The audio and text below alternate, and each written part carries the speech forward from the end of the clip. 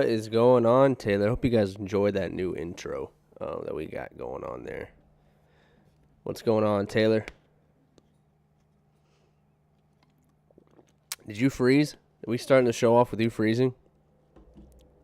I think we did. My man. All right, guys, we're gonna play the music. I'm gonna message Taylor, guys. This is what we have to do. Everyone from Spotify. You know, we can't do the show without technical difficulties.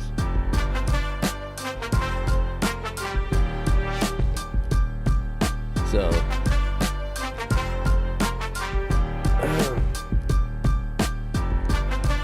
make sure you like and subscribe, guys. One of our TikToks recently blew up about Jackson State. Today, people requested we talk about the Brett Favre situation. So we did a little digging. We'll talk about that later on in the show and get that situated and discussed. We thank you guys for showing love, man. Our YouTube videos have been popping off. They've been averaging about 100 plus views a video, a segment from the show here. And here we go. Get Taylor back in here, guys. But yeah, our YouTube videos have been popping off, so we appreciate all you guys. We are going to be doing street interviews in the coming weeks.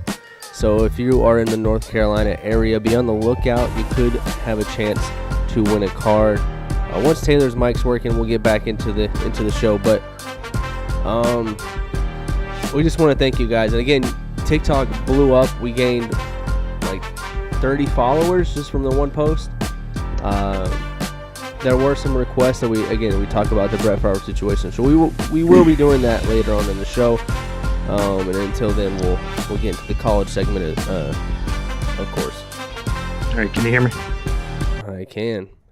I was like, man, cool. I was like, you know what, viewers, you can't start the booth off without some technical difficulties, man. Nah.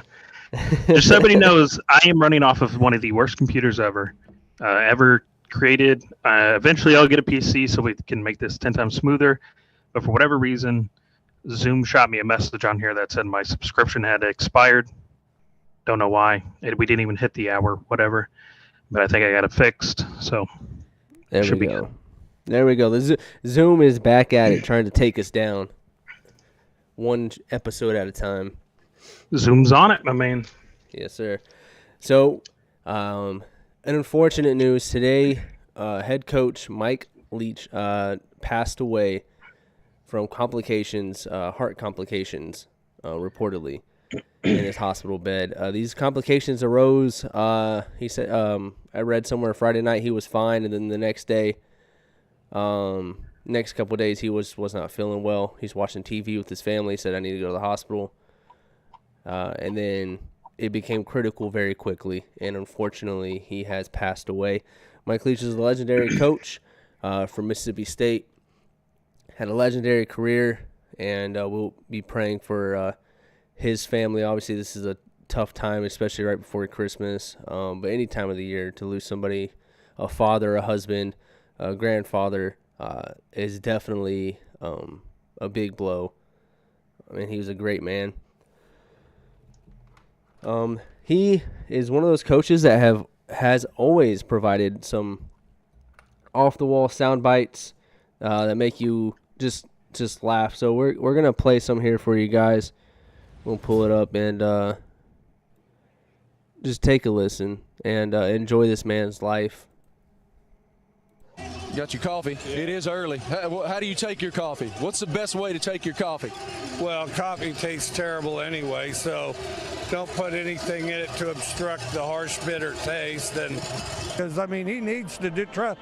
I've told all my kids, I'll give you $10,000 extra if you elope. So far, they haven't done it, but I would, too. I'll have him call you for sure. All right. Thanks, Coach. All right, thanks.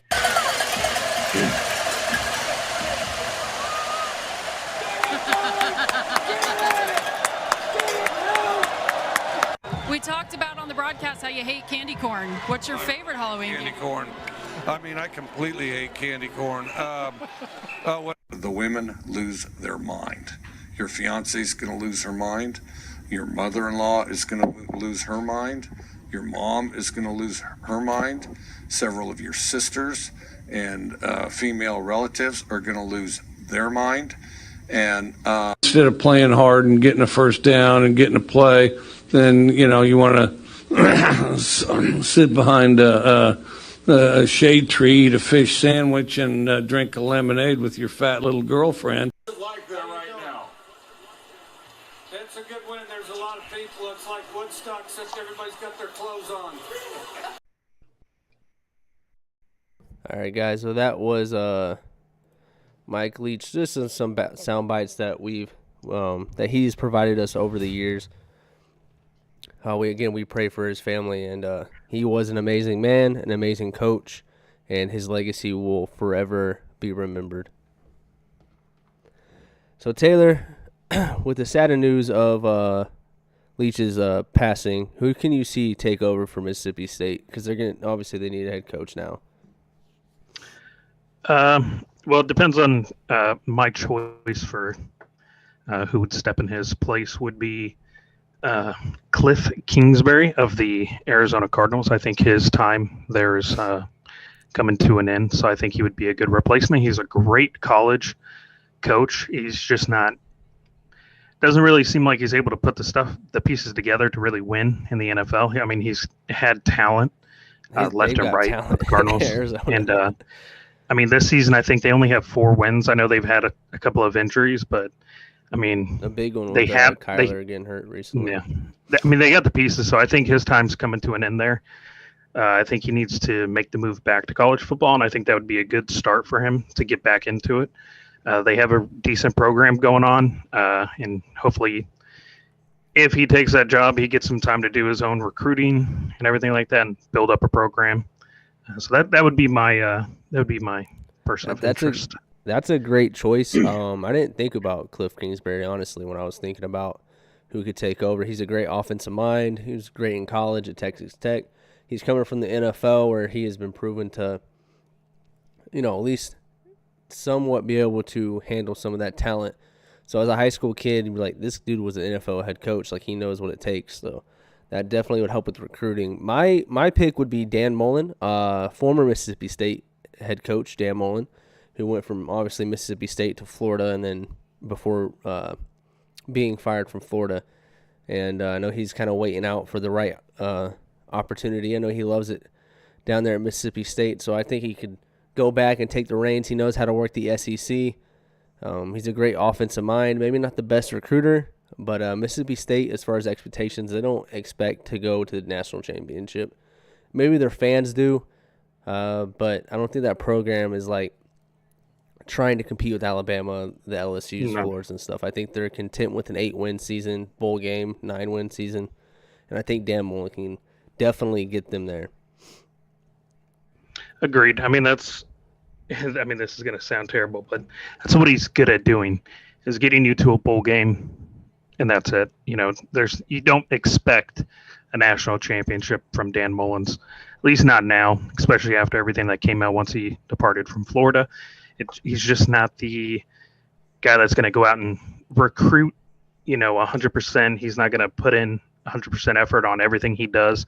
He's just going to be there to coach, and that is it. The recruiting, like I think the report came out, he doesn't recruit during off season, which is like prime time recruiting. Like that's when you're supposed to recruit. He only recruits during the off season. He doesn't recruit during the season. So like he focuses on the games during season, which I can see makes you're like, okay, well, it's the season. Like I got to focus on the games, but recruiting's one big thing about college is recruiting. The good teams take recruiting year round. They don't just do it like 4 months. Yeah, these kids, they show up to games. They want to watch you winning now. You got to recruit, bring them to your games, have them see the culture that you've built, the family environment, whatever you want to, advertise. That's when you show it off, is at those games, and you can't do that if you're not recruiting. Hopefully he learned his lesson. He's like, I need to start recruiting during the season. I thought it was off season, but it's during the season. Both very important and vital to getting a good team for the next season. So hopefully he can fix that, and hopefully maybe that program turns around and they do start competing against like an Alabama, Georgia, or these top teams right now. Yeah. No, I do agree. I think those are two great picks if you're a Mississippi State Bulldog fan. Just be on the lookout for those names. Of course, there's a couple other names that probably could just sneak in there, but from the booth, those are probably our two favorite. Now, guys, the college edition or the college segment of the show is probably gonna be a little shorter on the shorter end until we get into the bowl games and come national championship time, guys. So just bear with us. We are gonna go more in depth on some things, especially in the NFL aspect. With early signing period coming up, where could some big names land? These are some of the top uncommitted recruits. Obviously, a lot of recruits have already committed and said, hey, I found my home. Some are still taking official visits even after being committed. Doesn't mean they're flipped. Doesn't mean they won't. So, I mean, it's recruiting. Recruiting at the end of the day is till the very end. And if a recruit's saying, hey, I'm signing early, you got till December 22nd to make sure you got all your visits in, whether it be in-home, official. And, I think official visits are done. So it's going to be everything's going to be unofficial or in-home visits at this point. Yeah, and the term committed doesn't mean anything anymore. Just so everybody knows, like when somebody's like, I am committed to this school, take that with a grain of salt. Luckily, because on December 22nd, you can take it with some salt because they have to literally sign the paper of their letter of intent. So yeah, at that point, yeah, go ahead. It's for the most part, it's done official. They can't back out of it at that point. Yeah, but up until then, I mean, everybody's been watching the ESPN, following along on social media. It's not official until it's official. Even though you can say, yeah, I'm going there. 2 days later, change your mind. You know what? Something happened. Yeah, I don't like especially with the money situation vibe or whatever. Oh, NIL is definitely changed things around. If I was a big time recruit, I'm like, you know what? I'm going to Oklahoma. I like the coaches. They're giving me a decent NIL deal. And then all of a sudden, the day before or the day of signing day or the day before signing day, Oklahoma State goes, bro, we'll give you $1 million more in Oklahoma. I'm like, all right, letter of intent. Guys, I flipped. And then they'll come out saying, I've always wanted to go to Oklahoma State. They have great coaching staff. Nothing against Oklahoma. What's your reason? What's your reason why? Well, I got $1 million to tell you. Yeah. With that being said, we're going to try to play predict and kind of give our thoughts and opinions on some. It's not all, but some of the top. Some of these are 5 stars. Some of these are blue chip 4 stars, guys, and kind of see and give our thoughts on where we think these guys are going to go. So we're going to start out with 5-star Samson Akunlola. He is down to Florida and Miami. He's a 5-star offensive tackle, a.k.a. known as Pancake Hacho on all socials. He has an NIL deal already set in place with Michigan State if he goes there. For his pancakes, his family owns a pancake business as far as all that goes. Obviously, offensive lineman. It kind of goes hand in hand. That goes hand in hand right there. That's actually pretty tight. His recruitment actually has been pretty fun to kind of watch. All his edits and stuff. Obviously, anytime he goes to a school, the school has to include pancakes and syrup and all that, and they put a chef hat on them, and it's actually been pretty cool because it's a different vibe. It's not like the typical I'm acting cool, I look cool kind of thing. Yeah, it makes it fun. Yeah, definitely makes it fun. So he's down to he released the top 4 today. He signs on Thursday, or he commits on Thursday. He released the top 4. In my opinion, it's down to 2. His top 4 is Bama, Michigan State, Florida, and Miami. I think it's down to Florida and Miami at this point. Florida received the last 2 unofficial visits and an official visit last week, and he had an in-home visit by the coaches from Miami today. Obviously, Miami's trying to make sure they're predicted to get Samson. They're trying to make sure they can hold on to him because Florida is really pushing him. He did say he had a 10 out of 10 official visit with Florida last week. So he's loving it up there, and they're preaching productivity and the fact that, hey, we have Osiris Torrance, who's going to be a first-round offensive guard going in the NFL draft. We've had, Florida's known for their offensive linemen, so come get developed, and we'll help you with your pancake deal. So, and obviously Miami has a big NIL market for his pancake, his parents' pancake company, and everything like that. So, can Mario hold on to Samson Taylor? Who do you think he has? Or where do you think he goes in 2 days? I want to say Florida, because Florida has been recruiting off the chain. I mean, it has been, like a complete 180. I mean, you guys are a completely different team when it comes to recruiting right now.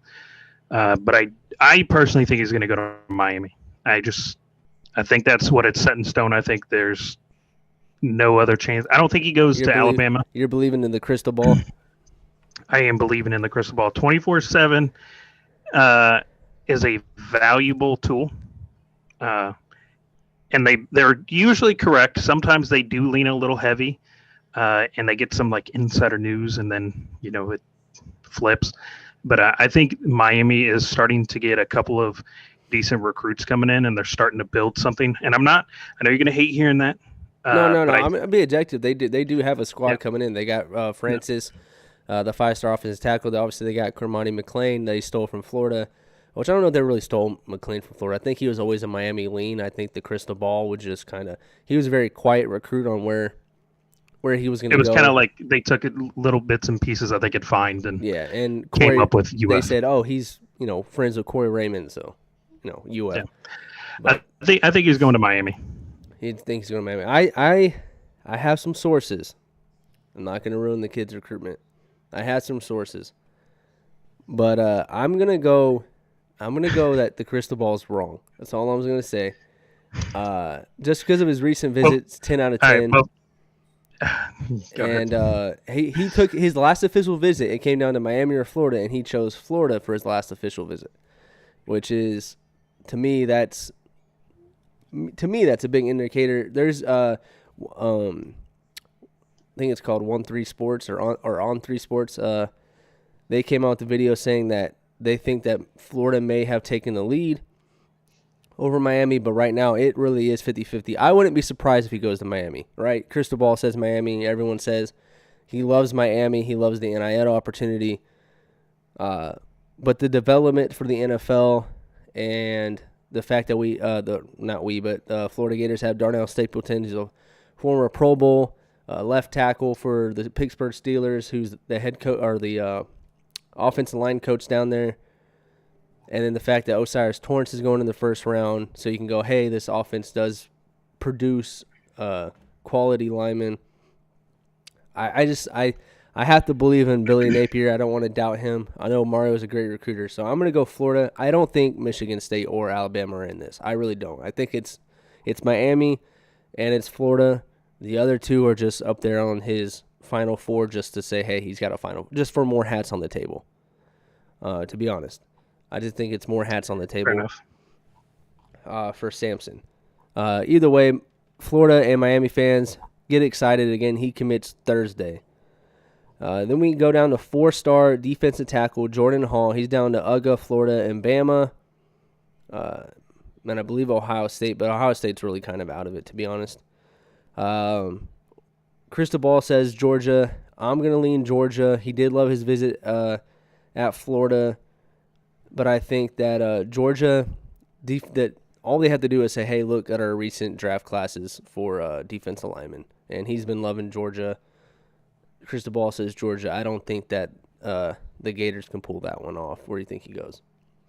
I'm going to tell you, he's definitely not going to Alabama A&M because they are on his list of interested schools. I don't see that happening. I mean, NIL deals do change a lot of things. They do change a lot of things. I don't know what they got going on down there in Alabama A&M, but I don't the think same thing they've enough. had for the past couple national championship seasons.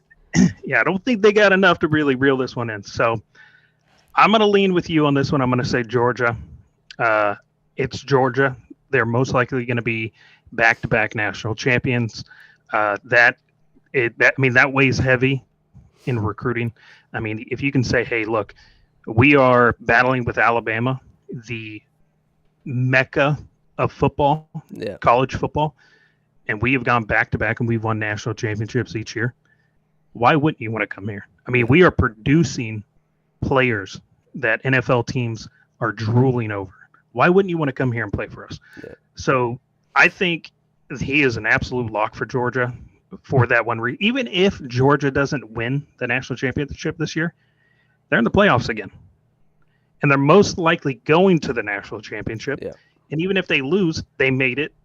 I mean, that right there says enough about the school, the coaching staff, and the players. I think they've got a really, really good shot at getting him. Yeah. Georgia fans will be getting a good one. He is a monster at defensive tackle. Florida could somehow pull it up. I think it's honestly between Georgia and Florida. And, we're going to see a little kind of a little pattern here as Florida being in with to top 3, top 4 of a lot of these big-time recruits. Napier's really changed that recruiting program around. And I'm not just saying that as a Florida fan, but just as a unbiased turnaround. I've seen a lot of big-time recruits that normally we would not even have, the Florida would not have an opportunity to even talk to, and they're including Florida in their top 5, top 10, whatever. But I do think that Georgia lands Jordan Hall. Then we have 5-star defensive end Mateo Ugalele, the brother of DJ. I'm working on it, man. I'm working on it. I get tongue-tied. I'm trying. Now, look, I'm gonna give it to you because I wouldn't even attempt to pronounce some of these names, and you're giving it your best, and some of these are actually hitting. So yeah, I'm trying here. I even try to break it down like, Ugalele. So he's the brother of DJ, who's obviously in the transfer portal. His top schools are Ohio State, USC, and Oregon. His brother, they're from California. Could you see him going to USC? USC, yeah.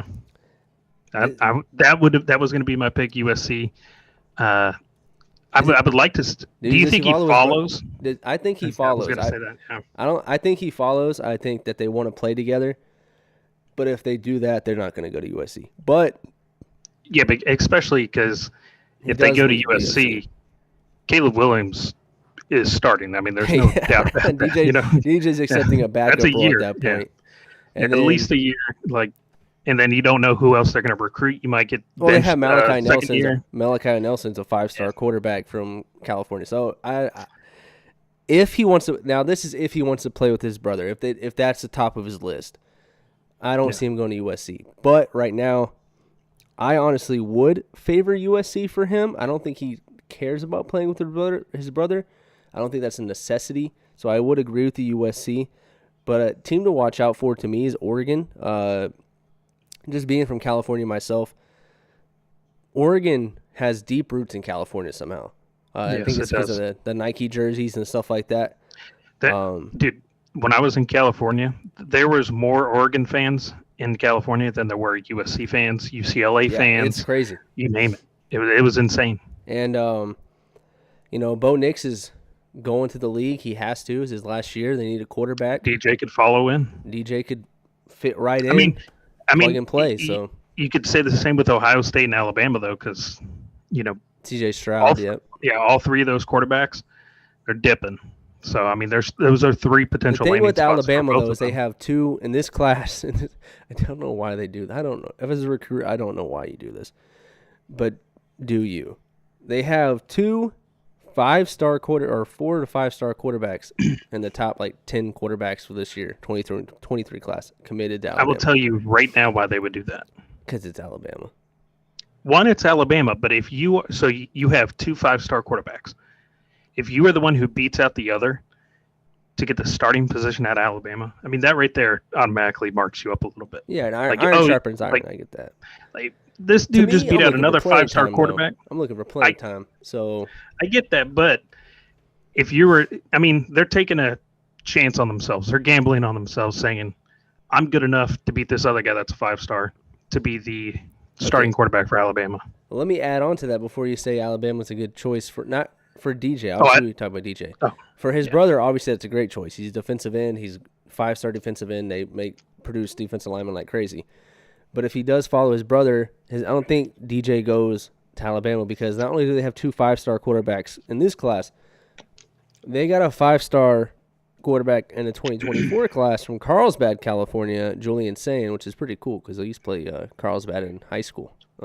They used to kick our tail, but you see why. But so I don't think he goes DJ goes to Alabama. Could his brother go to Alabama? Like you said, yes, they make great talent.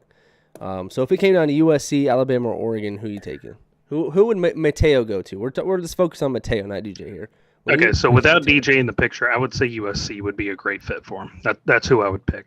All right, without his brother involved. I would agree. If his brother's not involved, USC's the go for Mateo.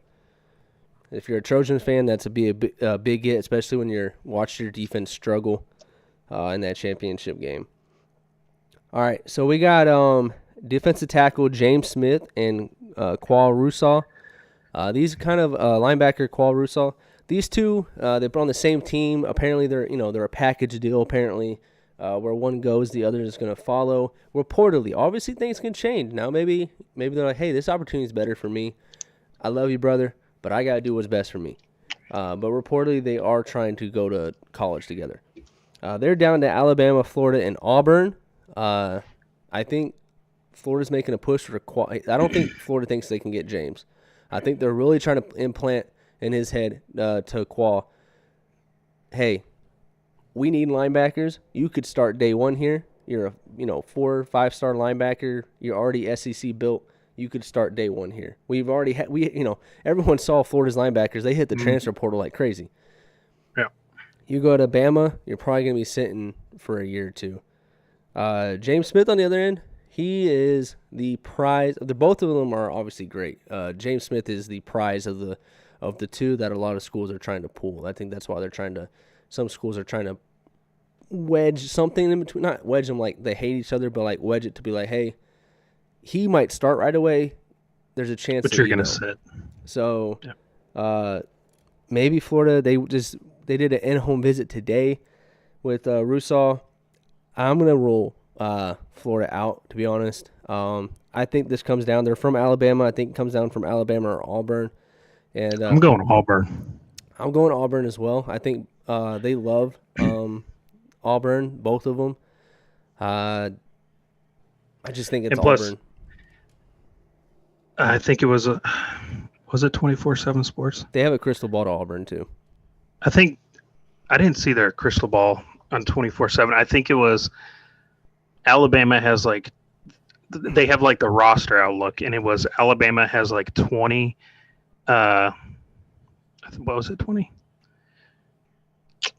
Yeah, I think it was 20 defensive linemen coming in, and then it was 14 for Auburn or something like that. So there's more room at Auburn and more of a chance for him to start. So that's why I'm going with Auburn, because they're not heavily bringing in players that are going to be able to start in front of them. Yeah, so that'd be my guess. The experts agree with you. I agree with you.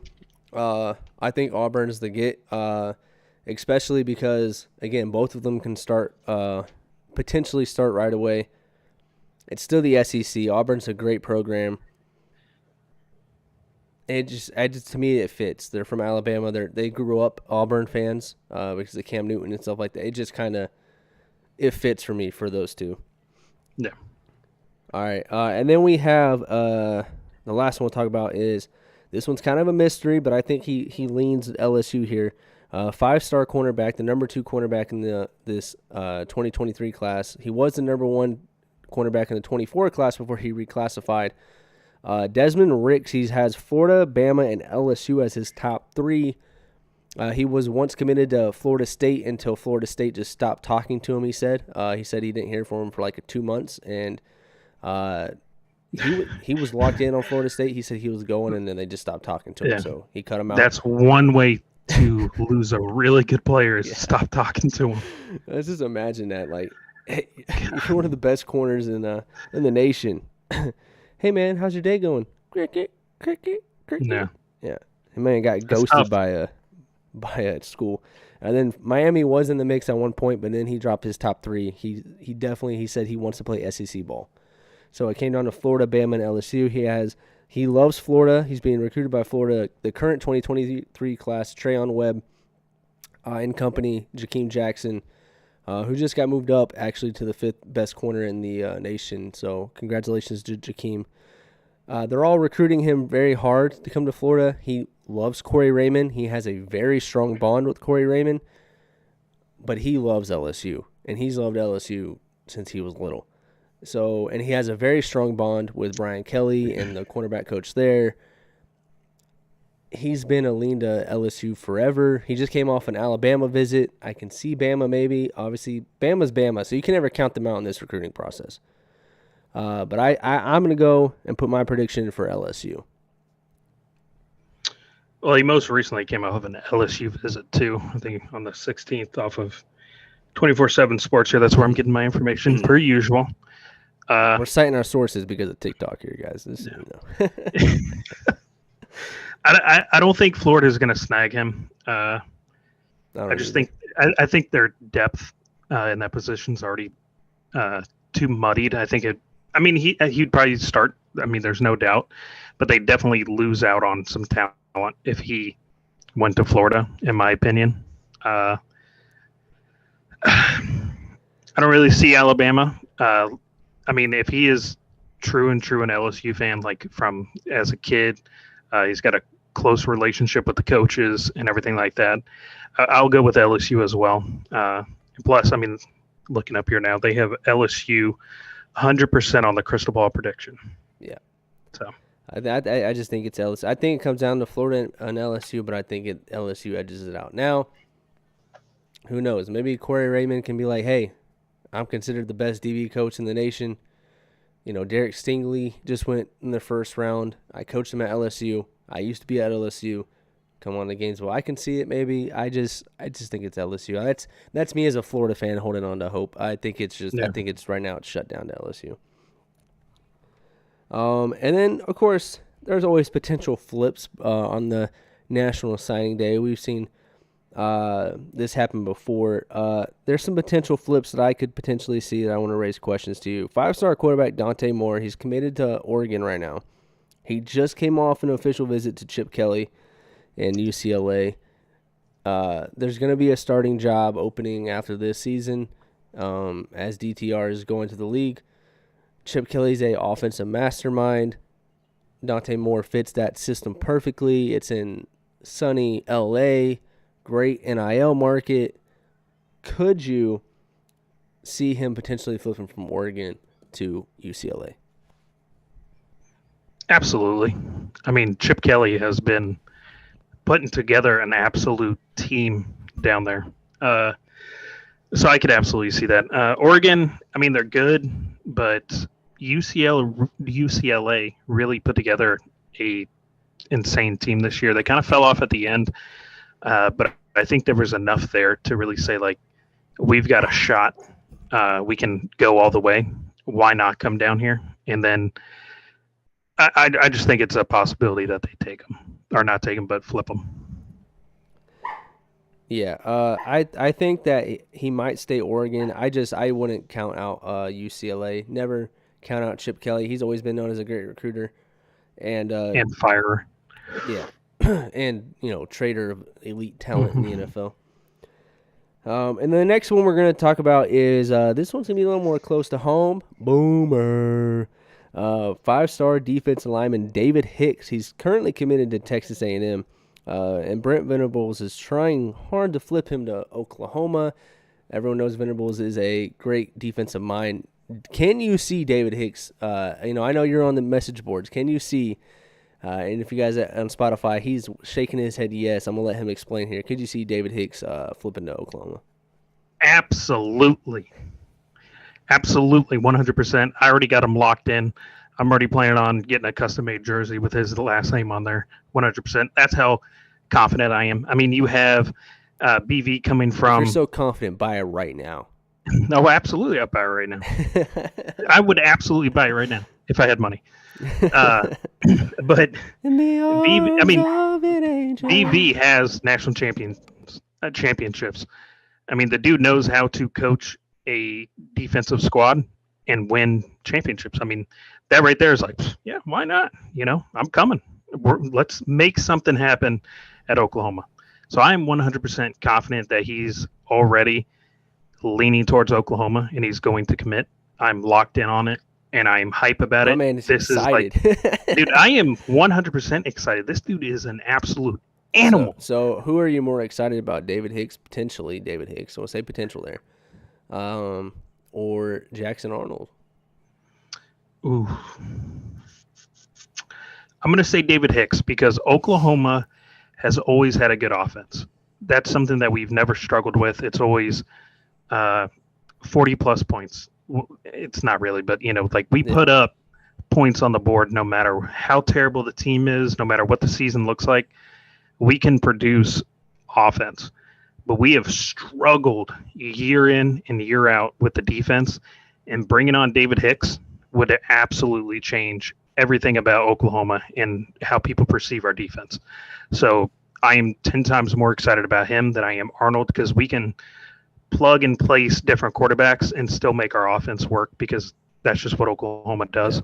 So I'm not worried about that. I am excited about him because he has exceptional talent. I mean, the dude is an absolute gift in the football world. So trust me, I'm excited. I hope he doesn't listen to this. Somebody's like, hey, somebody in the middle of nowhere was talking trash about you. Yeah. So you might want to decommit. Please don't. Please. Well, he has to flip first. I mean, he hasn't committed. Yeah. He's committed. No, I'm not talking about Hicks. I'm talking about Arnold. So Arnold, listen, please. We have you. Me and Taylor have talked about our top 5 quarterbacks for this class. We differ from the major sites. You are our number 1 ranked quarterback. So. Yes, 100%. So please stay.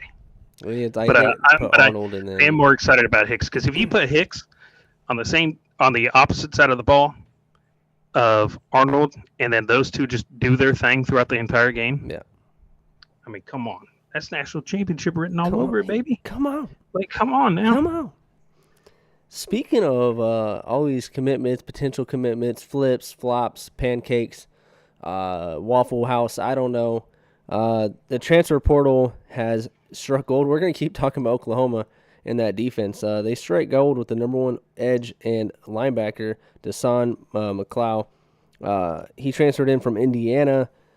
How much impact can you see Deshaun make at OU?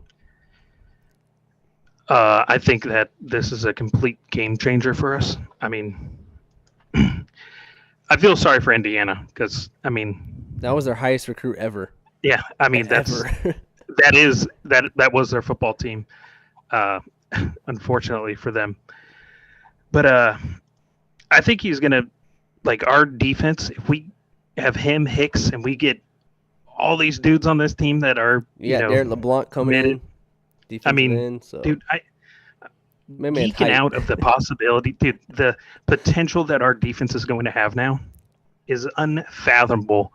2 years ago. We were the worst defense in college, one of the worst defenses in college football. We ranked I think it was 200th or something, the past 2 years with Grinch coming in. Your top 300, so take it with a grain of salt. But this is going to be good. I'm hyped. I can't wait.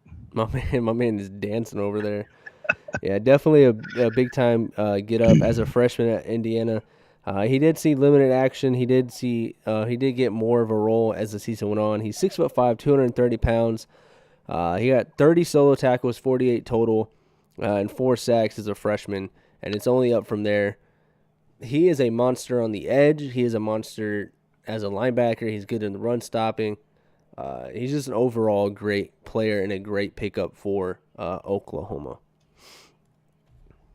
So that is definitely big. And not only that, because he signed with Oklahoma, you guys got 4-star cornerback McClough, his brother. So, tit for tat there. Yeah, it's just an overall win for us. Yeah. With that being said, guys, we want to remind you before we go and talk about the NFL and the drama of Brett Favre, to hit that subscription button, follow us on YouTube, and hit that the little bell notification. So that way, anytime we go live, which is every Tuesday about 7. Today we did it at 8 o'clock, but it's going to be Tuesday. So even if it's not at 7, you know what? We're just ballpark Tuesday. All right, guys. Every Tuesday you'll get the notification when we do go live, and then make sure you follow the TikTok and all the other social medias. Follow us on Twitter. We will be posting. We post daily. Anytime we see recruiting news, we try to keep up to date. For Florida fans out there, you guys finally get a 5-star quarterback in DJ Lagway, but then you get another one in this year's class. Jaden Rashada just got updated to a 5-star today 5-star quarterback, number 6 quarterback in this class of 2023. So whoever said Billy Napier can't get a 5-star, he got one. So with that being said, guys, we are going to go into this NFL segment, and thank you guys for staying tuned. All right, Taylor. Let's talk Brett Favre, man. The people were upset on that Jackson State Deion Sanders TikTok. It blew up. It's at like 10,000 views now, and people are like, oh, Brett Favre, but Brett Favre, but Brett Favre.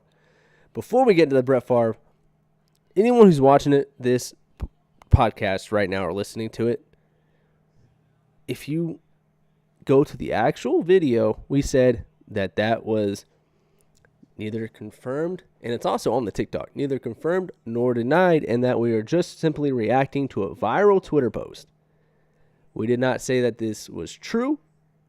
We did not say that it was false. We simply said we were reacting, and we reiterated that if this is true, this is our thoughts. If this is true. So everyone's saying we were spreading false information. We weren't. We literally just read and react, right? Obviously, I didn't post the reaction to it because TikTok only has so long of I can't do the whole 21-minute segment on TikTok. So go to the YouTube and click on it, and you'll see us defending HBCUs. All right, we weren't crapping on HBCUs, although a lot of you guys were in the TikTok comments. So yeah, you know what? There was a lot of people on there that were just taking massive dumps. Yeah. So anyways, let's get into this Brett Favre situation. This was asked about, not a lot of media coverage on it, so we're gonna talk about it. So I'm gonna I went through a thing. I sent it to Taylor as well, so he can kind of read it. I went and found some of the meat and potatoes of the article of what's going on with this Favre situation. So Favre built, obviously, this situation is Favre helped build a volleyball stadium for his old alma mater, University of Southern Mississippi, for his daughter, where she plays volleyball. So this is where it starts. It started by Favre reaching out to Government Bryan, where he agreed to give money to help build a stadium, but did not mention state funds to Favre. Once the project cost more than expected, Bryant told Favre to reach out to Tate Reeves for the rest of the money to build the volleyball facility. In 2017, before Reeves was governor, the Mississippi Department of Human Services directed $5 million to temporary assistance for needy families welfare funds to build a volleyball facility at the University of Southern Mississippi. So that bureau, I guess we'll just call it, that federal or state, what are you gonna call that? State bureaucracy. They take care of low income areas, impoverished communities and stuff like that. Most of those communities are minority communities. This is where they got the $5 million from.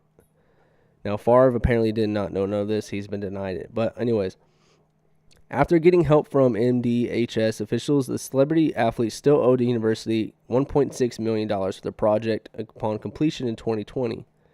By July 27th, however, Favre was in contact with Nancy New, whose nonprofit, the Mississippi Community Education Center, controlled millions in state welfare funds. That month, New arranged a meeting with then Mississippi Department of Human Services Director John Davis, who agreed to spend the $4 million, later $5 million, in the TANF funds on the volleyball project.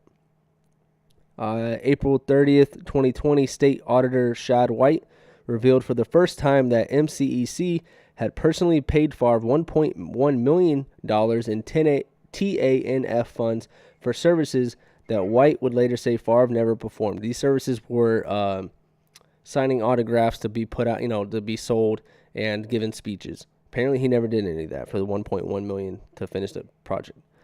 In a series of tweets, the athlete claimed in 2020 that he never received money for the obligations that he did not meet, and that he was not aware of where the money came from. Favre vowed to refund the full amount back to the state of Mississippi. He repaid $500,000 that month and promised to repay the remainder of the installments over the next few months. Nearly a year and a half later, Lamar County still said he had not paid it all back. October 2020, White issued a demand letter to Favre to repay the remaining $600,000. In addition to $228,000 in interest, the athlete repaid the $600,000 later that month to do the 1.1 million. So he paid the 1.1 million back that he took, that he said he did not know that was coming from the funds, but he did not pay the interest, $228,000. The filing says that Favre, unlike Davis and New, the other public officials, in fact, did not know about the funds and where they came from. He simply just thought he was getting the funds legally and that he would pay it all back eventually. April 2017, made a handshake deal with an athletic foundation where he committed to personally guarantee the funds for the brick and mortar construction of the volleyball facility. But in the state of Mississippi, I believe you cannot do a brick and mortar kind of contract pledge. It can just be the money, and then the school has to go about the rest. In 2027, there's text messages between the guys accepting such a large grant. He did not mention trying to find a way for John to allocate the money to that entity. And then, again, Favre repaid that $1.1 million. Taylor... Again, he has today denied, not today, but, as of recent, his lawyer said he has no responsibility in the audit or the monitor, let alone control. He did not know where the funds came from, and the $1.1 million had been paid for. The $5 million, it's already too late. The volleyball thing had been built. So Taylor, that Brett Favre situation, let me get your thoughts on that.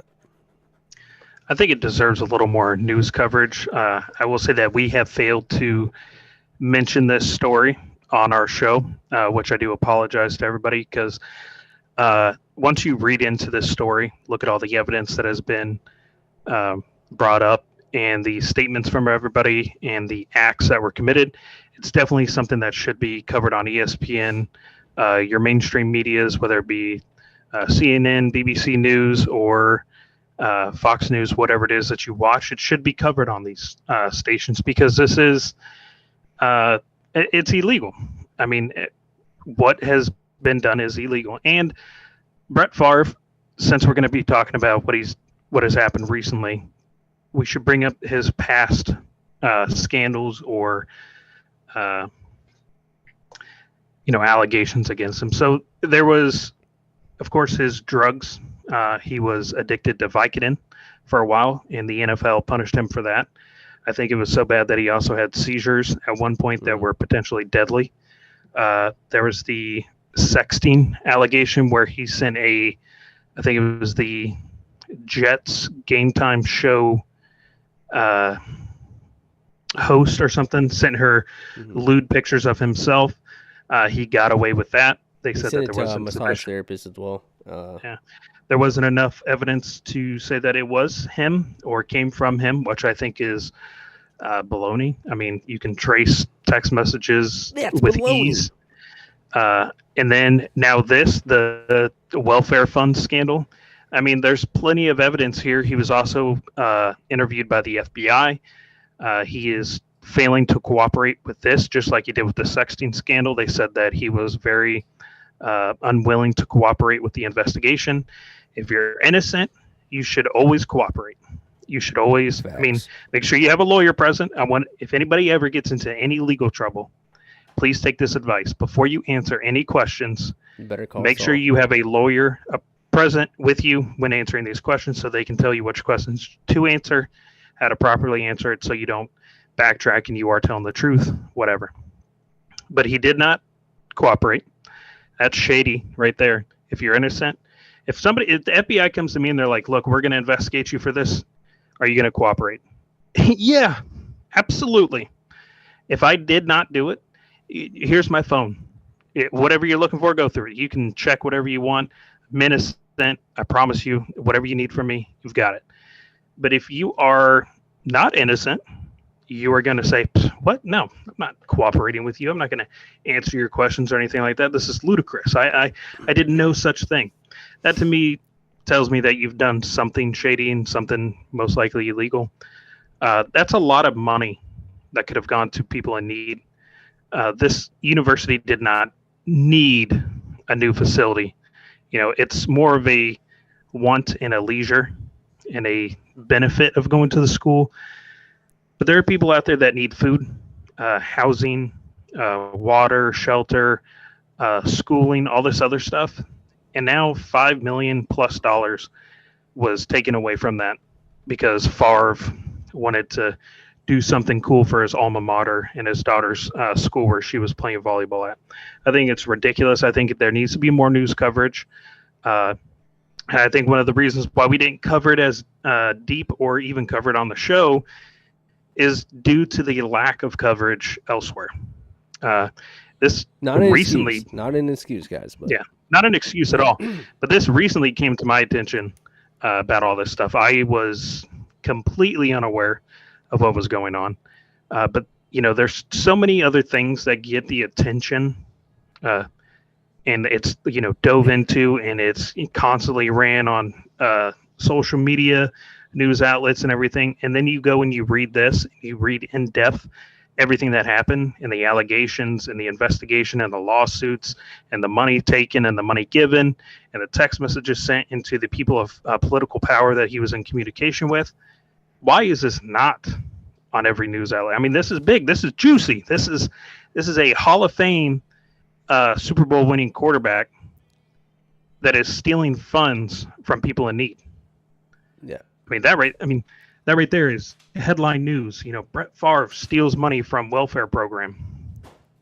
and yeah, it's not like he stole it from like the YMCA, where it's like, okay, it's not right, but it's not going to impact as many families as there's a lot of families who depend on that money for food, be able to pay bills each month, and just day-to-day living. So to think that it had have the audacity to think, whether he knew about it or not, he has yet to come out and say that hey, where that money came from was wrong, and I vow to pay it all back, and that should not have happened. I'm sorry, I did not. He said he did not know where the money came from, but that's not an apology. But there's also a text message that said it was entered as evidence as part of this civil lawsuit that says he's asking former Mississippi Governor Phil Bryant, if you were to pay me this, is there any way for the media to find out where it came from and how much it was? Yeah, and that's inclination Yeah, that right there. Come on. That right there is admission to guilt in knowing that you knew where the money came from, straight up, and you knew how much it was. So, yeah. So I mean, this Brett Favre thing, if it's true. It's not. There's no if. This is true. When it hits the court, and it comes down to handing out penalties, fines, and jail time, Favre should, in my opinion, receive some jail time because he's not just affecting one person. It's a whole community that is being affected by his actions simply because of a volleyball facility. That is, like you said, is not a need, but more than a want for his daughter and his alma mater. It's just, and go ahead. And the other thing is Mississippi is one of the poorest states, if not the poorest state in the country. And these funds need to go to these people. I mean, they're already at a disadvantage being from that state because it's one of the poorest states, poorly funded. And then you're going to chip in more and take away the little bit that these people have to survive and try and have a better life. It's disgusting. Yeah. I agree. I think,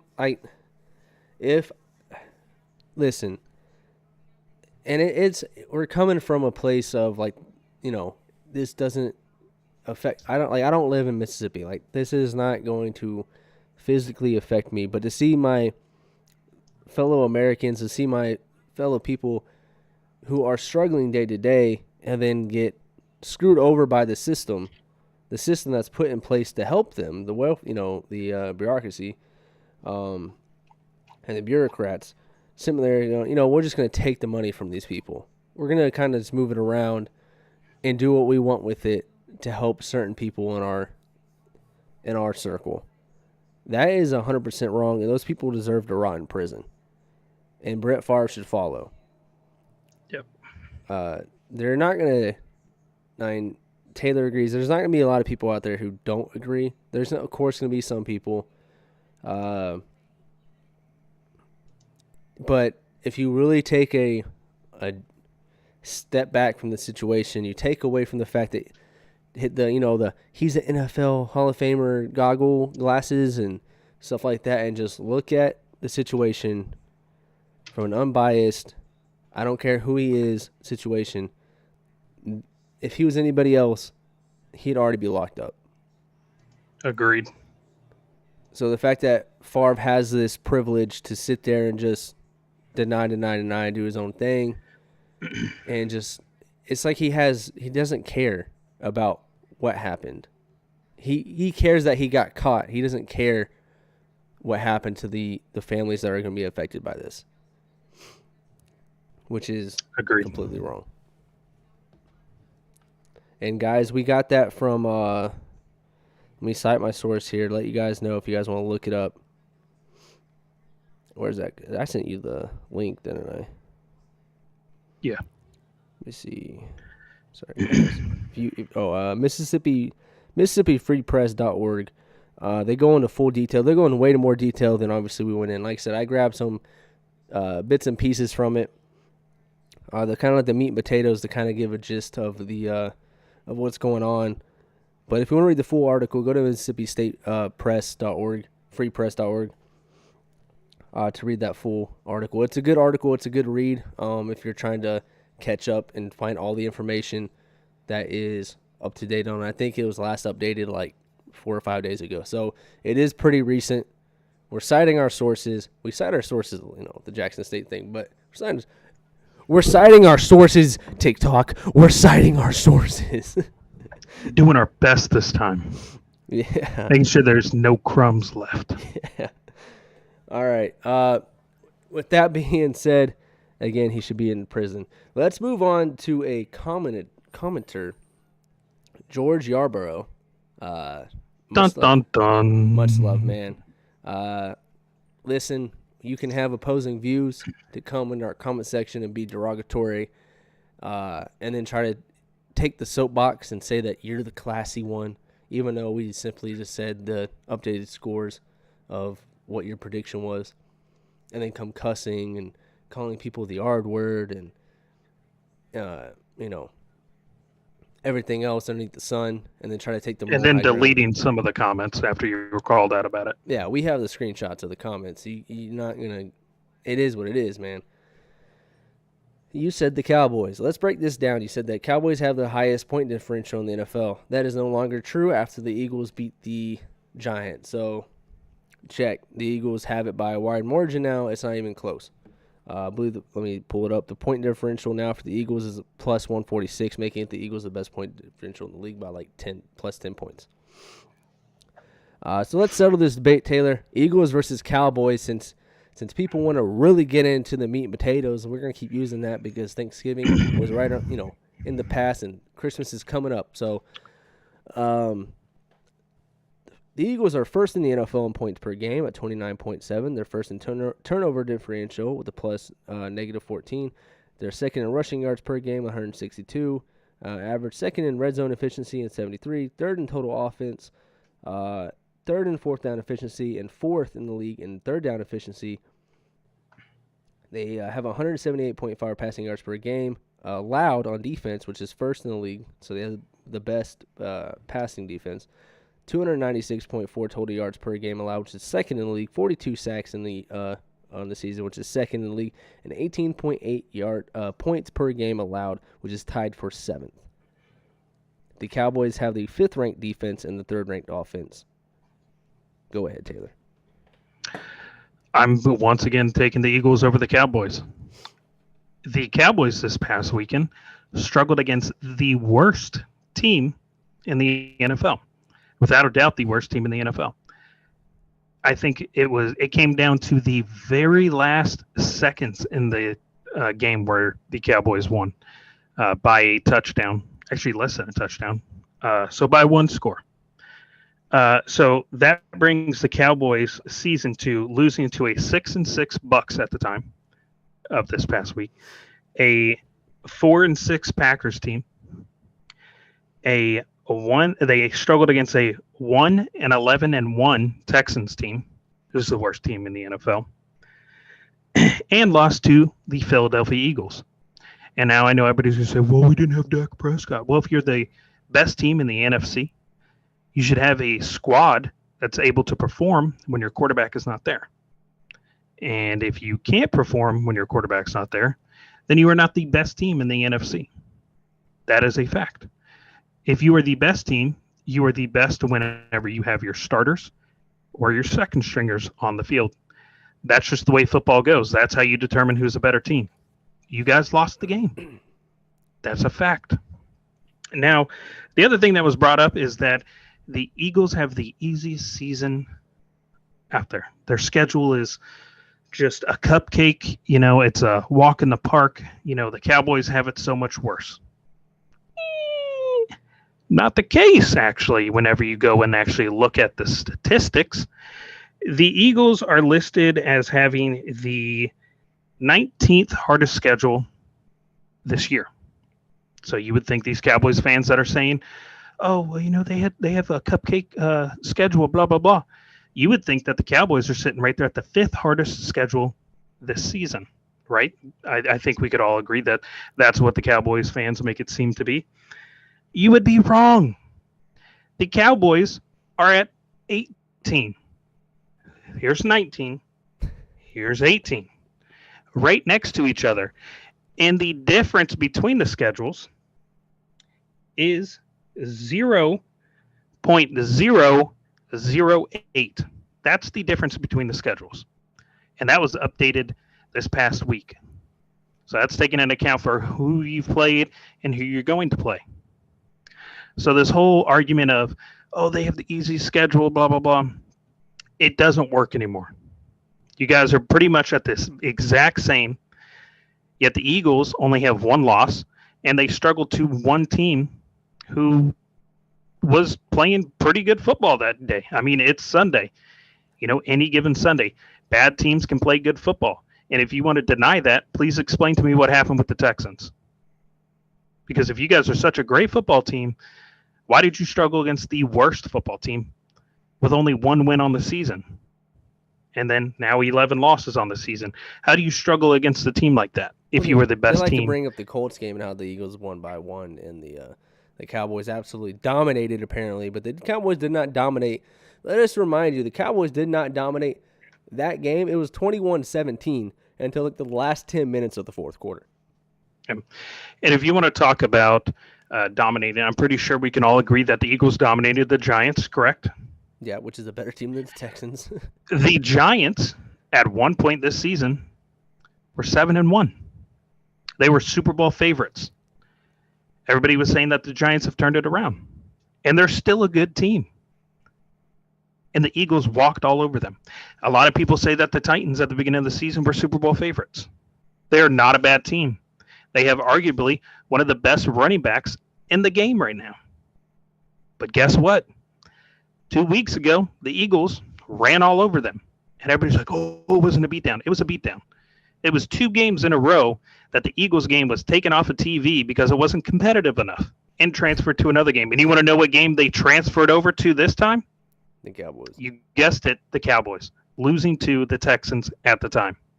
So for everybody coming into the comments saying that the Cowboys are the best team in the NFC and that the Eagles are fakes, pretenders, whatever, false. It's over. It's a wrap. It was proven this past weekend that the Eagles are better than the Cowboys. Cowboys struggle against the Texans. They have 3 losses on the season. The schedules are pretty much the exact same, yet the Eagles are winning out. They got 1 loss. They've already made the playoffs, and guess who hasn't? The Cowboys. Yeah. So therein lies your answer.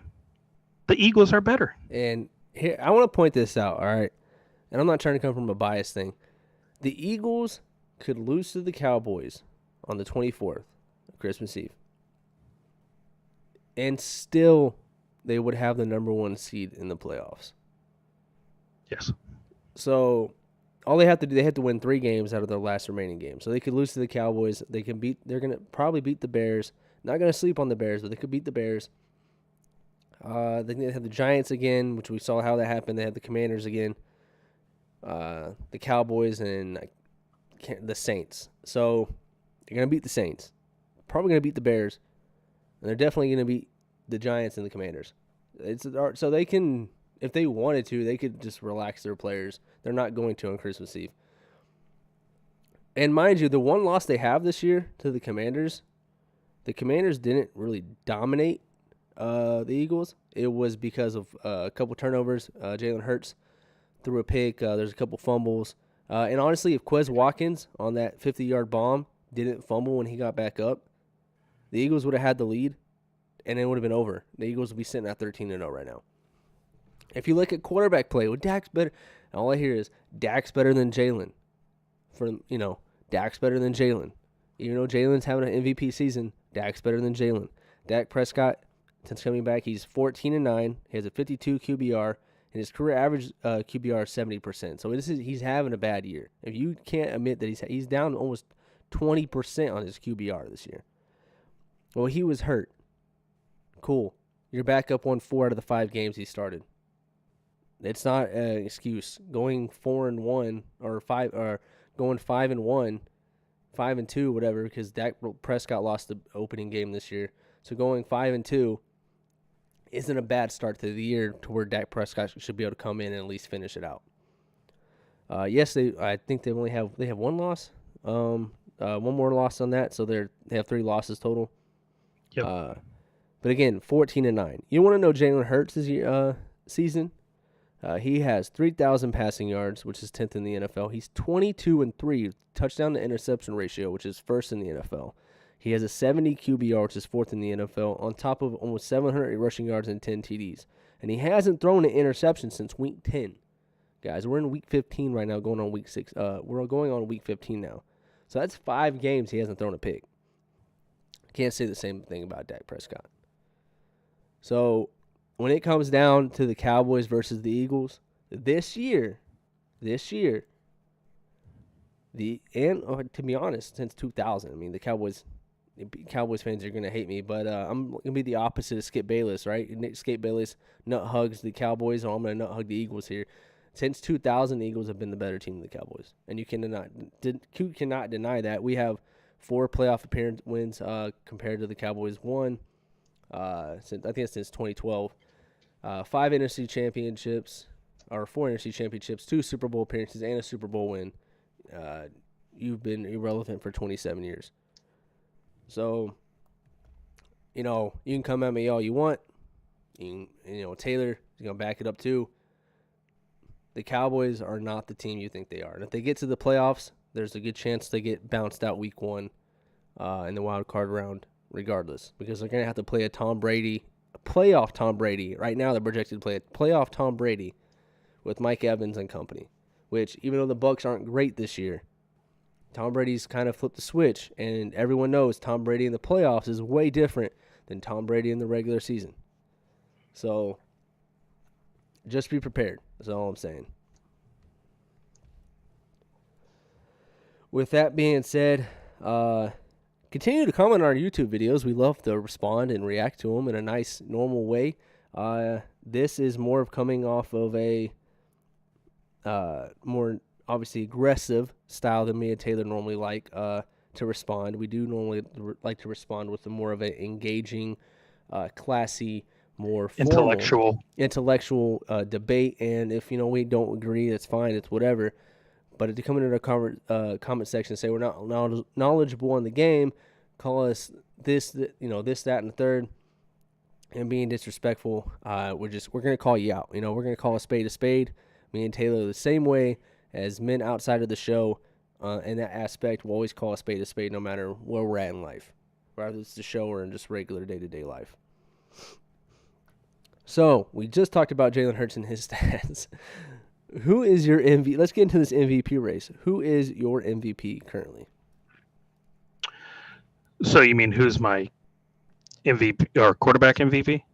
Yeah, I mean, it's a quarterback war right Gotcha, now. Right now. It's coming down to really Mahomes or Jalen Hurts, but yeah. I mean, coming down to those two, it's really tough because Patrick Mahomes. It's Patrick Mahomes.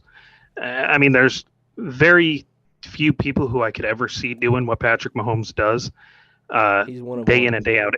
it's like a constant. Every time he plays, something wild happens. It's never like Patrick Mahomes is dull out there today. Yeah. You never see that. And he has. Well, he did throw 3 picks the last game. He did, but he has on the season, I believe he has 33 touchdowns, 33 interceptions. And, yeah. And then he has 11 interceptions. Yeah. 4,000 plus yards, and then I think he has like a QBR of 78. 78. Okay. And then Jalen Hurts has 3,000 plus. I think it's at 3,500 plus or something like that. 3,100 yards, 22 touchdowns, but only 3 interceptions, which, in my opinion, the interceptions weighs very heavily when it boils down to who's MVP. And then you also have to take into account for the season, how each team is doing. And right now, the Eagles are having a better season. Plus, Jalen Hurts is a completely different player than he was last year. Yeah. I mean, if you watch tape from last year and compare it to this year, his spiral is 10 times better. It doesn't even look like the ball's moving when he throws it. His anticipation, his accuracy, everything's off the charts. The ball, it's a beautiful ball that he's throwing. He's no longer overthrowing every pass. He's no longer underthrowing passes. He's able to stay in the pocket longer instead of just dipping out 2 seconds, and he's like, all right, I gotta scramble. He's staying in the pocket. He looks confident. If you see him on the sideline, I saw a post where everybody on the sideline was like joking and like having conversations and stuff. That man had his jacket on, getting warm, and he had the stalest face, which just yeah, that was against the Giants game. Straight up concentration. Yeah. He was just sitting there like, F every single person who doubted me. F every single person who doubted this team. We're coming out. We're winning a Super Bowl, or at least we're going to give every single bit of our beings to win a Super Bowl. I mean, that dude is locked in this season, and he's making everybody around him better too. I mean, this year I think Miles Sanders is having a much better season than he did last year. Dallas Goedert is having a great season compared to last season. Yeah, he'll be coming back in 2 weeks. Devonta Smith is having a great season. A.J. Brown is making the Titans regret everything that they've done in the past year. I mean, he's making everybody look phenomenal and making himself look great. It does boil down to there's the coaching aspect, but you can only coach so much, And then when they're on the field, it's the players. Jalen Hurts is taking control of the game every time he's out there. You can tell that the team loves him. Everybody respects him. He is a true leader based off of the way that he communicates, especially in post-game interviews, pre-game interviews, whatever you want to call it. He's doing great. I think that I would vote for Jalen Hurts as MVP. And it really boils down to interceptions, team record, and consistency. And Jalen Hurts has been more consistent this year. Yeah, I agree. I'm going Hurts because on top of all his passing stats, you throw in the fact that he has 10 rushing touchdowns, throw in the fact that he almost has 1,000 yards rushing, has about 700. Mahomes is statistically in the passing category the best quarterback in the league. He's first in yardage, he's first in TDs, he's first in QBR. But you have to take into account the Jalen's rushing ability. Jalen's number 1 in the league for fourth down conversions, third down conversions in less than a yard. So he's like quarterback sneaks. And part of that is how the Eagles do the quarterback sneak. They have 2 wide receivers and the running back all lined behind the quarterback, and they just push him. And Jalen's got tree trunk of thighs, so it's like 500 or 600 pounds or something like that. So it's hard to stop.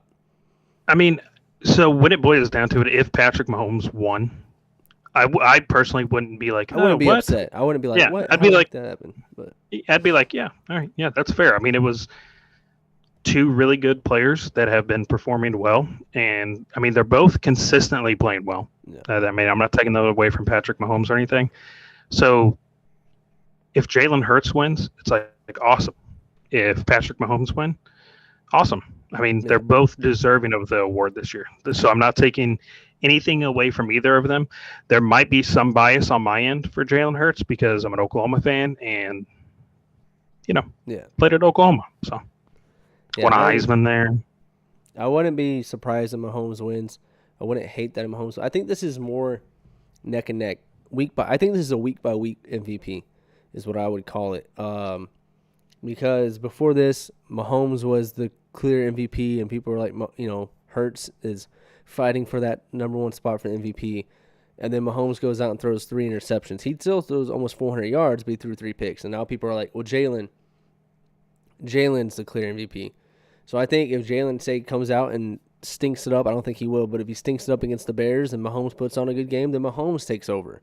And in the following week, if Jalen puts up a good game against the Cowboys and Mahomes sucks, I think, Jalen takes over. So I think this is going to really, it's kind of like a recruiting battle in in college, but I think it's going to come down to the end, the last game of the season, as far as if Jalen plays in the last game of the season, because they might already have the number 1 seed locked up at that point. But I think it's going to come down to the nitty gritty. I think Hurts will take it, but like you said, I wouldn't be upset if Mahomes somehow sneaks away with it.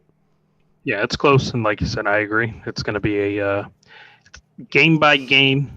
It's going to fluctuate between the two. Mm-hmm. I don't really think there's anybody else. I thought Josh Allen was going to be in the mix this year, but it's been an underwhelming season for the Bills overall, so he's definitely out of it. But I think it's really just them two on the pedestal right now. I don't really think there's anybody clawing at their ankles trying to get into the spotlight. Like the Heisman, like you said, it's a quarterback award now, unfortunately. So we'll move on. Man, were we wrong about Brock Purdy? Yes, we were. We were wrong. Yep. We said the 49ers season. We said the 49ers season was over. Now, Deebo Samuel is hurt. That's a big loss. But man, did Brock Purdy look good. Yeah, so Brock Purdy looked phenomenal. Deebo going down, a normal team, it would be like, ooh, that's it. But the 49ers have shown time and time again, it don't matter who goes down on that team. Bosa, Lance, Garoppolo, you name it. Deebo, it doesn't matter who goes out on that team. They are consistent. They don't change. You can plug and piece whoever you want in there. They're still good. But I will say, regardless of them being good no matter what, you need to give credit where credit's due. These players are at a level where it doesn't matter if, our star wide receiver / running back gets injured, we can plug somebody else in there and they're just going to pop off regardless. I mean, that's insane to be able to do that. And Brock Purdy did that against the greatest of all time, Tom Brady. He showed up and showed out Tom Brady. Tom Brady looked like a amateur out there compared to Brock. I mean, Brock was everywhere. First off, he destroyed the Buccaneers. Oh, absolutely. First off, the game started with Purdy getting destroyed right off of the rip. I mean, he got rocked, but he got right back up, and that's when the game started. I think that, knocked the nerves out of him, get that one hit out, and then that dude just let loose. I think what it was the headline, Mr. Irrelevant is now Mr. Relevant. Yeah. So I'm giving him credit where credit is due. I hate doing that because I'm a Rams fan. So this is, mm-hmm. It feels gross saying this and giving the 49ers and with Baker Mayfield. I geeked out. Yeah. I'm not afraid to say it, and I'm going to geek out on Monday when it happens again. But what you call it? I hate giving the 49ers and 49 players and fans this type of spotlight because, divisional rivalries and stuff like that. I hate it. But unfortunately, the 49ers are a damn good team. And Brock Purdy is that guy, apparently. So I apologize to 49er fans and Brock Purdy. I was wrong. Yeah, Brock Purdy throws a Purdy ball. Like we said that last week. We said that he throws a Purdy ball. Now, when it comes down to the playoffs, I think the 49ers are in good hands. I think he's a good quarterback. We've severely underrated him. When it comes down to the playoffs, will he without having a lot of experience under his belt, be able to overcome some of that? Maybe not. But he will put you guys in at least a fighting chance in a nice spot in the playoffs. And, I mean, depending on who you play first in the playoffs, he could get a playoff win his rookie year. Talk about being, like you said, going from Mr. Irrelevant to Mr. Relevant is not only taking over a team that thought their playoff hopes were lost, but then winning a playoff game. That'd be big for the 49ers. And they, like you said, they do have the talent to overcome maybe some of his inadequacies. Christian McCaffrey, Brandon Ayuk, and George Kittle and company. But he's definitely way better than we gave him credit for. So we apologize, Mr. 100%. Brock. We 100% apologize. Speaking of the 49ers, let's this Thursday night game, man, 49ers versus Seahawks. Let's break this down a little bit, go into a little bit of prediction / detail on it. Do you think Brock Purdy, we just talked about him, do you think he can overcome the Seahawks defense and Tyreek Woolen and company over there?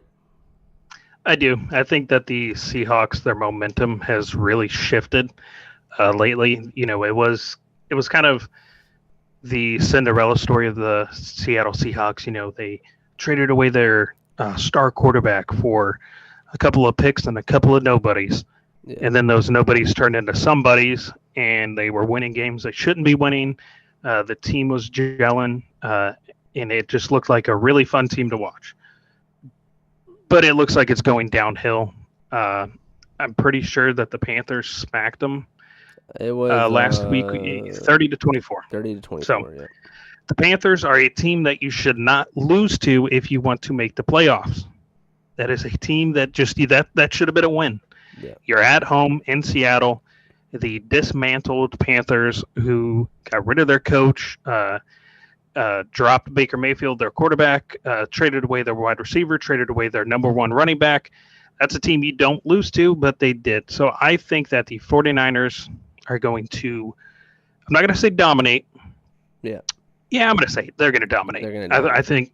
I think Brock Purdy's going to have a fantastic game based off of what we saw, because the Bucs have a good defense. Yeah.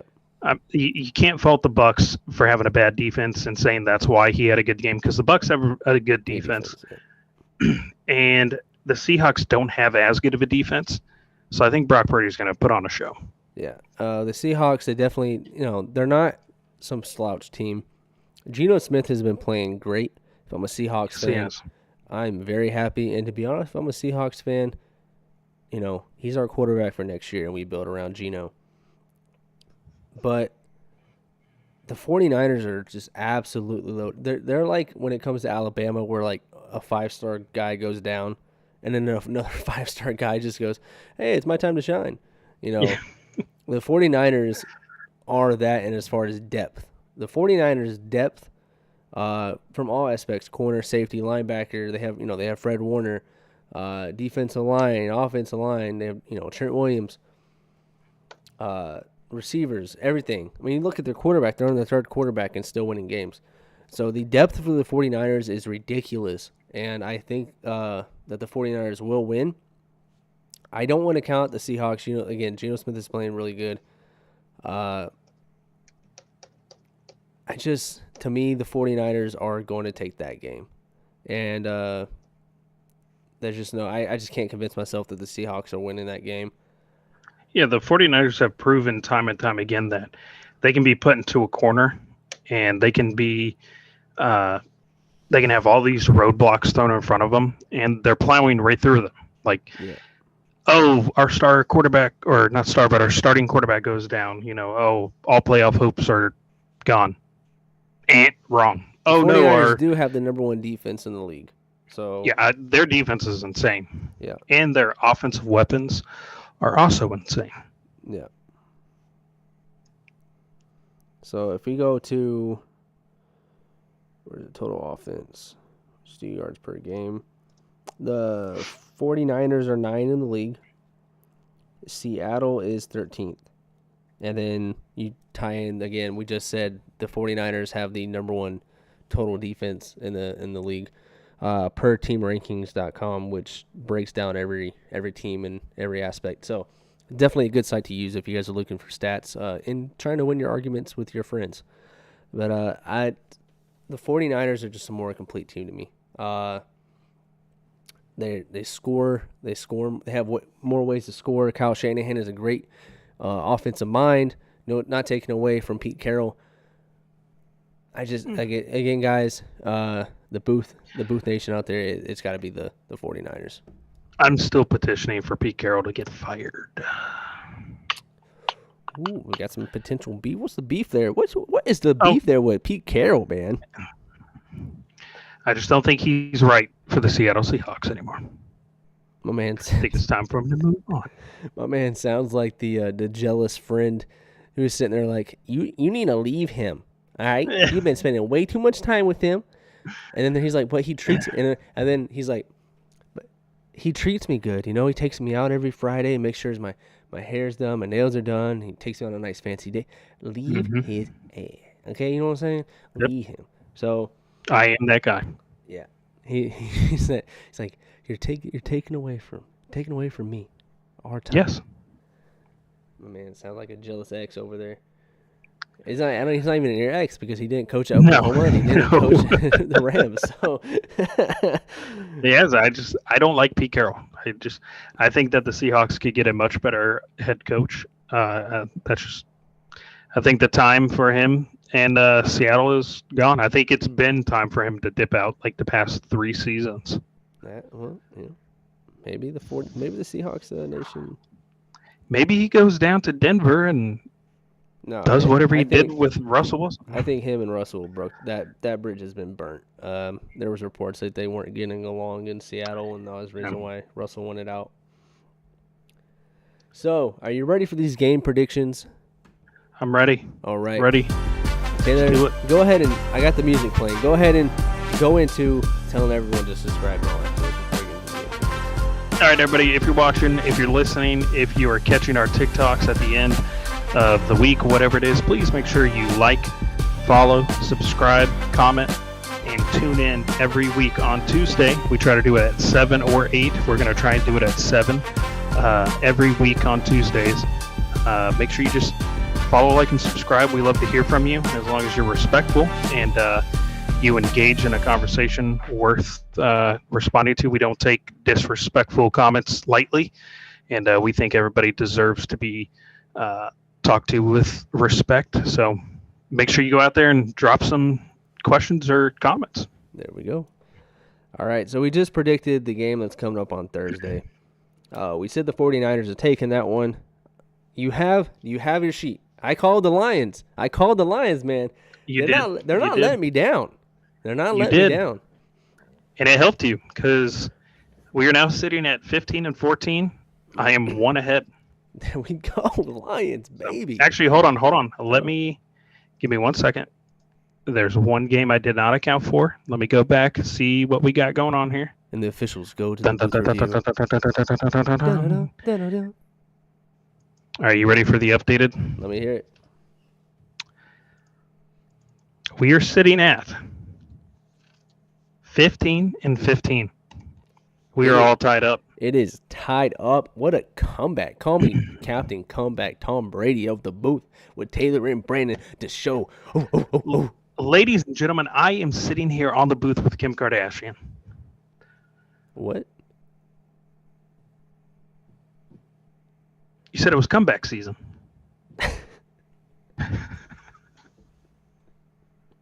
My man pulled an Andy from Dwyer. Andy Dwyer from the Parks and Rec. You did not just say that. We said some wild things on this show, but I think you're getting the RG3 level, man. What do you mean? I'm saying that she has been put in some situations where, she was down and on, bad luck, and now she's a fairly popular and respected clothing designer. So, it's a comeback. Okay. All right. We'll go What with are you that. talking about? Okay. We're going to All right. We'll start with the we'll go with Saturday games. We got some games on Saturday this week. That's pretty crazy. All right, we'll go with the Colts and Vikings. Tell your dad I'm sorry, Vikings. Hey, Dad, I'm sorry, Vikings for me as well. I know I said I was riding with them, but now it's tied up. I can't make these foolish mistakes anymore. They've been hurting you the past couple weeks. All right. Yeah. The Ravens versus Browns. I'm going Ravens, even if Lamar doesn't start, which I think he should and will. But if he doesn't, I'm still taking Ravens because even with Deshaun Watson back, it just. He's been playing all right. He's not been playing great. I mean, Brissett to me is playing better. But... Yeah, I was going to say they played better with him than they are with Watson. But granted, Watson's 2 years removed, so. Yeah. He should be pretty loose, though, with all those massages. See, what do you mean by that? See, you make those jokes, but I can't make the Kim K one? Come on now. This bias up there. This is ridiculous. Oh, man. Blasphemous. I'll take the Browns here. I'll take the split. I'll trust in Deshaun Watson this week, especially if Lamar doesn't play. Although J.K. Dobbins is playing great. But, all right, we have the Dolphins versus Bills.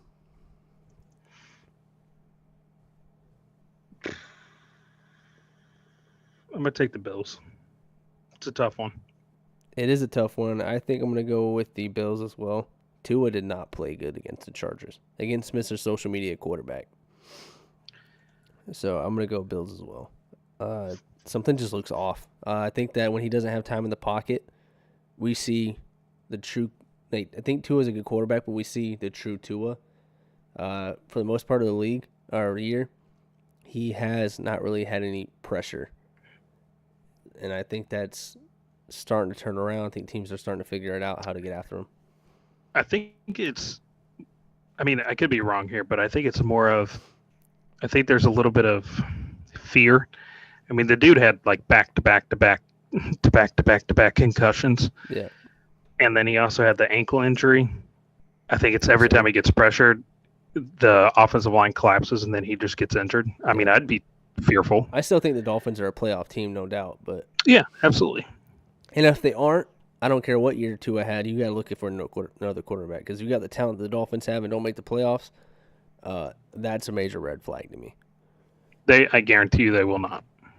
Okay, you got a guarantee. We both take the Bills there. All right. We didn't talk about this because this was more recent, as I saw on the Twitter line before we even got on the show. Marcus Mariota got benched for Ritter, and Mariota has left the team. He hasn't been at practices.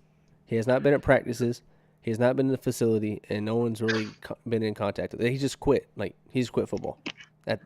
You will see that man taking Robert Griffin III's spot on the panel. Yeah. So, can Ritter get his first win in his first start against the Saints? I can see that. I mean, they're both disheveled teams. No Pitts, new starting quarterback versus terrible quarterback. I'll take the Falcons. I'll run with it. Taking the Falcons. All right. Something in my gut says take the Falcons, but I'm going to take the Saints just for the sake of the bet. I already knew that. I literally already wrote that down before you gave me your decision. Yeah, I mean, it's just one of those games that it really is a toss-up. Like, there's two bad teams, so might as well take that split. Can't go wrong. We have the Steelers. You can by picking the wrong team. Yeah, picking the wrong team. We have the Steelers and the Panthers. Kenny Pickett is hurt. Mitch Trubisky comes back. The great Mitch Trubisky. Taking the Steelers with the GOAT.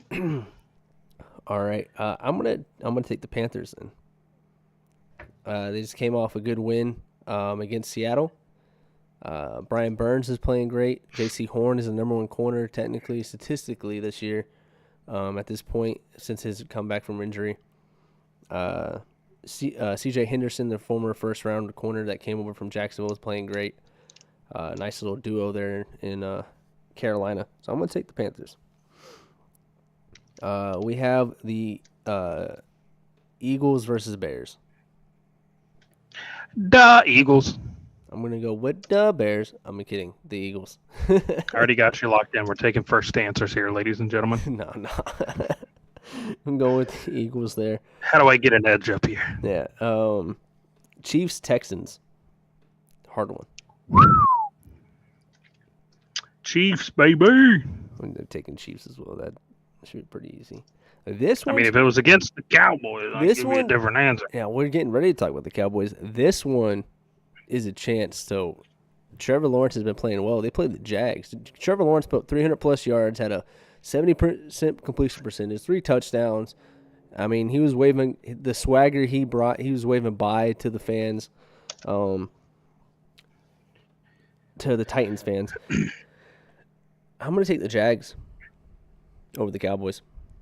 I'm going to take the Cowboys. I still think that the Cowboys are below the Eagles, whatever, blah, blah, blah. But I don't see the Cowboys taking a loss after a game like they had against the Texans. I mean, it was a tough game. I think they bounced back and handled the Jags. I think the Jags will put up a fight, a good game, but I think the Cowboys will edge out. Yeah. And don't let our recent, spat. The Cowboys are good this year. I'm not going to sit there as an Eagles fan and say the Cowboys are trash. They're not. They're a good team this year. We just had some things to get off our chest with that, the commenter. So just don't be disrespectful. But yeah, I'll take the Jags just because Trevor Lawrence came off a great game. I think they really have a bright future. Trevor Lawrence is easily the best quarterback in that class. Yes. He has completely done 180, and he's looking like the quarterback that they drafted. Having a good coach makes a huge difference, by the way. Yeah, look at Justin Fields and Matt Nagy. When Matt Nagy got fired, he's flipped the switch. I hope that I don't know where Matt Nagy is right now, but I hope that man is nowhere ever near another football team for the rest of his life. Yeah, ever. I mean, I don't care if he's a water boy or anything. Fields is still struggling with his throwing from here and there. He's more of a scrambler right now, but he's been playing pretty good football. Yes. And then we have the Lions versus the Jets, and apparently the Lions are sold on Jared Goff. They are very happy, and they think he might be the quarterback of the future. So who knows? Maybe C.J. Stroud or Bryce Young don't go to the Lions. We see maybe a defensive player there or an offensive lineman to help secure that offensive line, but they need defensive players. So maybe you see a Jalen Carter or Will Anderson. Who do you got, Lions or Jets? I'm going to take the Lions. I'm sold on them. I took the Vikings over the Lions. I mean, it was odd.